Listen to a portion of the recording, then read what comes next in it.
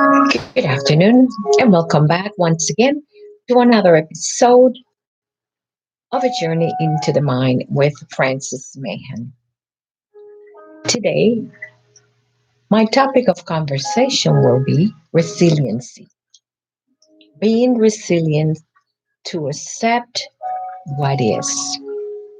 First of all, let me define to you what does resilience mean? Resilience means to be able to accept and deal with any given circumstances or situation in times of turmoil, chaos, death of a family member, or anything that you may be going through in life. What happens if we resist instead of being resilient about a situation or whatever is happening in our life? First of all, we stress ourselves. It's called stressor of the cells, especially the white cells. In times like this, as we are getting educated to understand the fact that the body has the capacity to heal itself and that our immune system will fight any disease, any infection, or any virus that comes into our body. But the point is, if until today we do not know what causes the virus or how to heal, we are to take every possible precaution necessary. What are some people doing? They're not being resilient. They're not adjusting. They're not coping with the situation. They are going by and doing whatever is it that they want to do. In other words, they feel that they are being controlled by the system. Are they? Are we? Is the virus the fact that it is the flu that is worse than the influenza of the 1918 and is depleting the immune system? According to scientists, the one thing that can deplete the immune system is radiation. So if we don't know precisely what is it that's causing the amount of death that is happening today as we're facing this virus, then we might as well take precaution. We might as well be careful.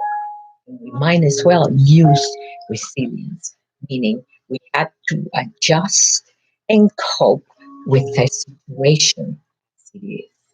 We have to learn to be vulnerable. Vulnerability is important in times like this. We cannot always do what we want and get away with what we want. We also have to understand that we are going through a transition, a transition that in the end is going to make us better human beings. These are times when we have to practice discipline. These are times for us to become more creative, to use our intelligence to do something that we always wanted to do but never had the time to do it, due to the capacity of overwhelming work and everyday duty. These can be some of the best time to be with family, to make amends with loved ones, and to those with whom we have not connected for a very long time. Someone said today in a test or email, what can you control? I tell you what, the only thing I know I can control is what I eat, how I breathe, and how I use my mind in a constructive way to help me get through this situation. So far, I have been fortunate to know how to practice isolation, how to deal with situations that are not so much critical, but to be more methodical about how I go about using things such as toilet paper and abusing anything that we have. I don't know if it comes with age, but I have learned my lessons in life and I practice vulnerability when it comes to that. In some cases, resilience help us find a path to become stronger on the other side. Because if we are able to control ourselves, become disciplined, adjust to the moment, cope with what is, in the end, we will be better human beings by all means. By all means. Fear can only do one thing, and that is to deplete the immune system as well as the nervous system. Fear will keep you awake. Fear will plunge you into addiction. Because what would one do when fear kicks in? We use our weakness to try to suppress the fear. And that's not healthy, not for the immune system, not for the mind, not for the body, not for the spirit. So we have to learn to generate that energy into different areas. Let me give you an example. Today I did 34 minutes of aerobics. I did my laundry. Then I listened to an interesting video, get educated, find out all the sources of information that are out there that can teach you about what is a virus, how does it penetrate the body, what causes the body to react the way it does, what can you do to be able to improve your immune system and fight this infection, and how to be practical, not to just want to do what you want to do. Sometimes we do have to compromise. Life can be rewarding when we learn to be disciplined, when we learn to cope, when we learn to give a little bit in order to gain a lot. In speaking about energy, we take our energy into something productive.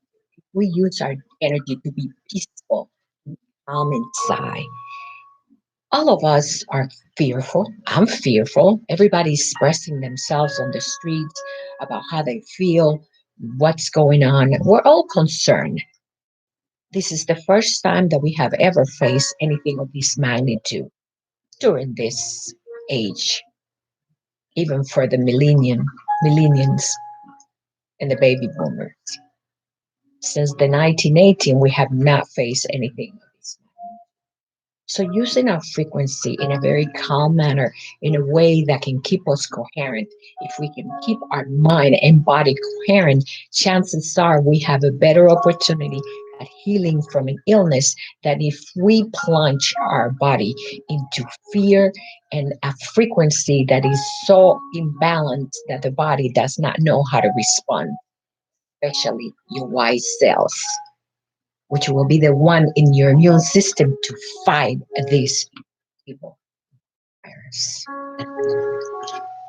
I believe that energy has a lot to do with how everything is vibrating. Notice what's going on, the fear in people. There are those who are home and they are accepting the fact that something is changing and they're coping with it. Then there are those who are complaining about being home, or those who decide, I don't want to be home. They revolt against the system, against what if? What if this is airborne and it is in the air and you get affected? And because your lungs and your immune system gets depleted through the radiation of whatever is it that's out there, then you get more critically ill. Sometimes relaxing, doing nothing, pulling back from the chaos of the world and the hectic environment in which we live in can be the best thing that we can do for our well being. It is imperative that we keep our mind, body, and spirit in a balanced way. That regardless of what's going on outside, we remain coherent on the inside and inside our walls as well, to be able to deal with whatever comes our way. Because the truth is, as many have said before, the virus has no color, no religion, no nation, nothing to distinguish, no race. It just attack when it does, and we have to be prepared for it. Some will lose their lives, and some will survive, but the transition will be better. The transition will be for the best of our future. We have to learn with whatever comes our way. So many are worried about their finances, their banks, their money, what's going on, what's going to happen. Relax. As long as you have your body and your mind, you have it all and you can move forward. This is Francis Mahan. It's been a pleasure as usual talking to you. I thank you for listening to my video, and I hope that my words are words of encouragement for someone out there that is worried, doesn't know how to deal with the situation. My message to you is be resilient, be vulnerable, accept what's going on, be calm, do something for yourself. This is your time. This is a time to rediscover who you truly are. Give yourself that time to find something of value within. Thank you so much. Have a wonderful day.